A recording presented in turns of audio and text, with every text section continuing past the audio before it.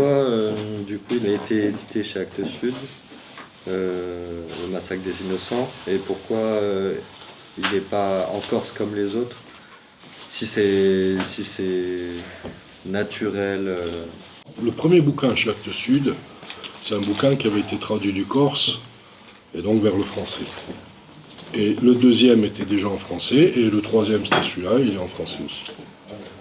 Mais ça c'est une démarche personnelle, c'est qu'à un moment donné, moi j'avais envie d'écrire aussi en français, et pas que d'écrire qu'en corse. Et quand on visite une grande maison d'édition nationale, c'est normal. Mais ça me va, ça me va très bien, parce que moi j'aime écrire dans les deux langues, c'est mes deux langues. J'ai jamais eu d'approche dogmatique ou politique ou philosophique par rapport à ça. J'ai toujours fait ce qui me plaisait. Et le corse me plaît autant que le français, et dans tout ce que je fais, c'est pas de la schizophrénie, c'est l'inverse de la schizophrénie. C'est que j'ai une partie de ma culture qui s'exprime d'une manière, mais qui a besoin aussi de s'exprimer d'une autre façon. C'est un enrichissement, voilà. Je n'avais pas mûri le texte pendant des années comme j'avais fait avec le bouquin précédent. J'avais une obsession, mais pas un récit narratif en tête. Voilà. D'ailleurs, pour dire la vérité, si vous avez travaillé un peu sur le bouquin, vous le savez, il y a un personnage qui est Géronymus Cornelis, qui est une espèce de tortionnaire abominable, qui a fasciné tous les gens qui ont écrit sur ce livre. Et moi, bêtement, quand j'ai commencé à écrire... qui ont travaillé sur cette histoire. Et moi, tout bêtement, quand j'ai travaillé dessus, je m'étais dit, pour me démarquer, pour être original, je vais dégager Cornelis et je vais travailler sur les autres personnages qui n'ont pas d'épaisseur autour. Et en écrivant, Géronymus s'est réveillé, quoi.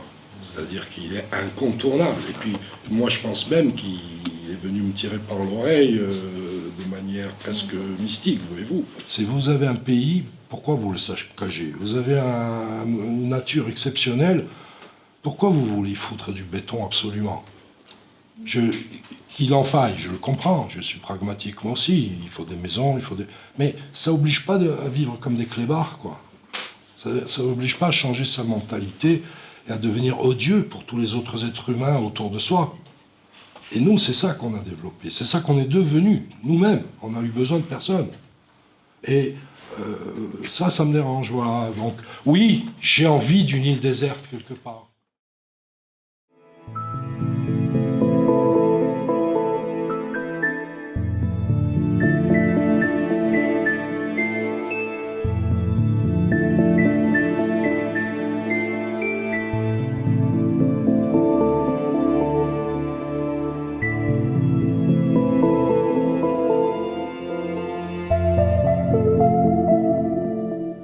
Les femmes sur l'île autour de tous ces hommes. C'est Chris Jeu, c'est là.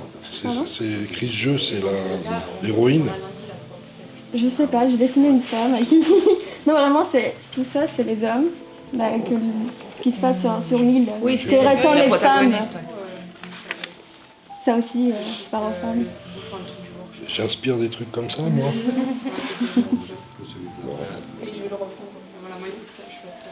Ça, c'est Géronymus en train de basculer. Voilà, moi j'ai fait des scènes, je sais plus ce que j'ai mélangé plein de trucs, mais j'ai fait des mélanges. Ne vous inquiétez pas, c'est normal, c'est dans 10 ans. Non, mais on repère les scènes. Ça, c'est la taverne où ils sont avec Franz Hals et tout. Ouais, ça, c'est la famille.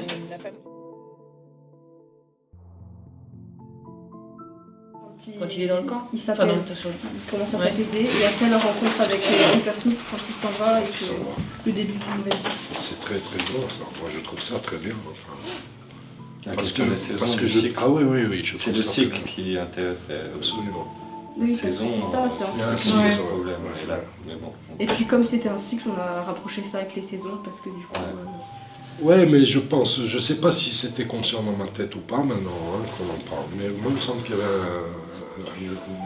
une espèce de saisonnalité comme ça.